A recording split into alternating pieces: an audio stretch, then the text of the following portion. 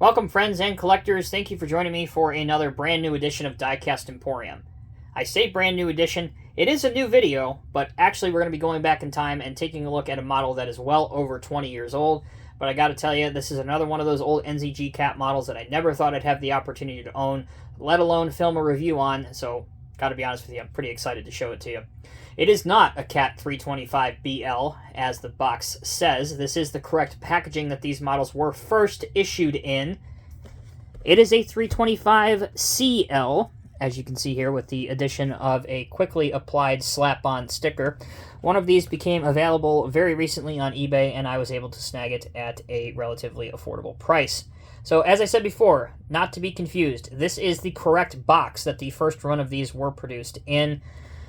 As you can see, on the bottom, you have the NZG article number, in this case 515, produced in 2000 by Caterpillar and NZG, and distributed through Norscot.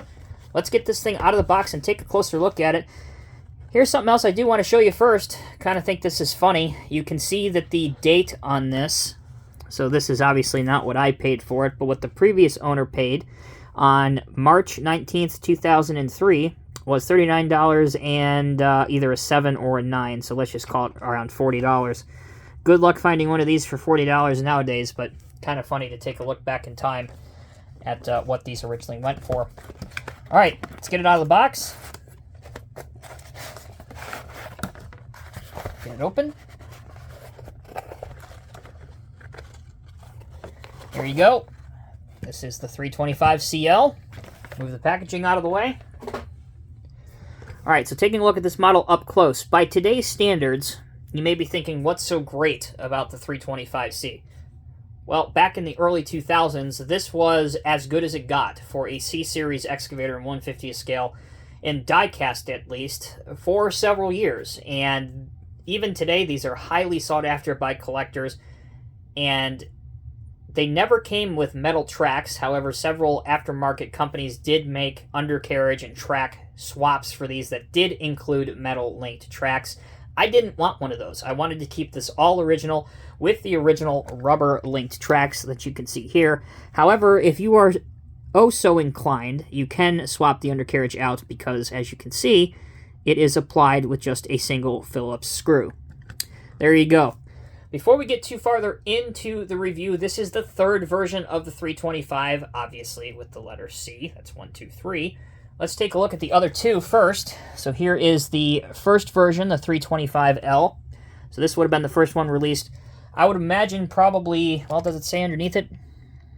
I don't think it says underneath it, but I would imagine early 1990s. If I had to guess 92 or 93, maybe it does say it and I'm just blind. There we go, 1992. So this is the first version, and here is the second version. I know this one was about 96 or 97. So this is the 325B for Bravo, second version. And then that brings us to the subject of today's video, the third and final version produced by NZG, the 325CL. Now, this was made in a variety of other color and livery schemes, even some company colors. I know even today the orange Kikosing version is one that is very appealing to most collectors, particularly to a lot of collectors that live in the area in which Kikosing has construction operations ongoing. In fact, I just came back from a trip to Michigan, and all up 71, 75, you will still see Cat 325 excavators in the orange Kikosing color scheme. I saw a couple just myself recently. Anyway, back to earth and back to taking a look at the model. Again, I implore you to keep in mind that this is a late 90s tooling with some revisions in the early 2000s, so it's not going to have your hydraulic lines. It's not going to be the latest and greatest thing with metal tracks, but to a lot of us collectors of a certain age, these old models still mean a lot to us. There you go. There's your rounded edge at the back. You'll notice that the older versions, they kind of have this, dare I use the term, concaved edge to the counterweight. They kind of come out at an angle, flatten out, come back in. This is more of a smoother edge on your back for the C version. Here is your oversized grab rail, your blue window tint on this model, the cat pyramid scheme or triangle logo, call it what you want to call it, that era, the red stripe era, a lot of different names. All of these do have the hollowed out boom and stick that bothered a lot of collectors. I could honestly care less. Doesn't bother me much. You can't really tell unless your machine is upside down and you pose it having a terrible accident. Here's the front version of it. Again, the tracks will roll as we move to functionality if you move them by hand. I'm not going to force them too much. Again, I don't want to move or potentially break these rubber tracks, but you can make them roll either by applying downward pressure or moving them by your hands. Let's move things up with our boom and our stick. Mine will go up to here without forcing anything. Let's back a little bit. How about if we curl things out a bit? The stiffness in the cylinders is remarkably tough, just as it was back in the day, the first day that this thing was released, with zero deflection, as you can see. How about moving things towards the bottom end? Mine will go down freely to here, which again is not horrible for those that want to pose this at an aggressive digging depth.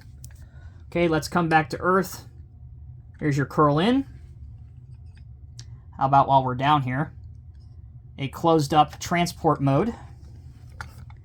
So if you have a lowboy, this is one of the best models to display on a lowboy from that era. I can name one in particular that back in the day I would have loved to have had this model to display on. That's the old Norscot Trail King lowboys. And then obviously you can rotate it to 360 degrees too, if you wanted to. Another good pose is to have the machine parked up at the end of a long shift. And the cylinders haven't wavered at all with time, and you can have the machine posed after a long day. So overall, wonderful. It took me over 20 years to get one of these for my collection. I can tell you, it was well worth the wait. The NZG Cat 325C is my favorite of the three. And again, if you have the ability to find one of these, you're going to pay nowadays several $100s for a model that, as I showed you, had somewhere around the MSRP of less than $40 20-some years ago. But again, that's why this hobby is so great. You meet a lot of great people. There's a lot of great models. But if you are in this solely for investment purposes, this is a perfect example of a lower, quote-unquote, lower-end model. This is not a CCM brass piece, for example. This is simply an older die-cast model that has appreciated in value just over the past 20 years to the extent of, if you have the original box, you kept the model in decent condition, you're going to make a healthy profit off of one of these. So as you all know, I'm not in this hobby for money. I'm in this hobby because I love it, but there are people in here that just watch these videos for that reason.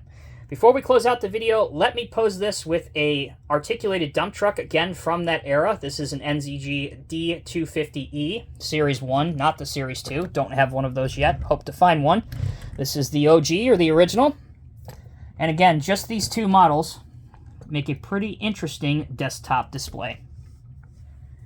Thank you all so much for watching. Until next time, take care, be well. I'll see you in the next review.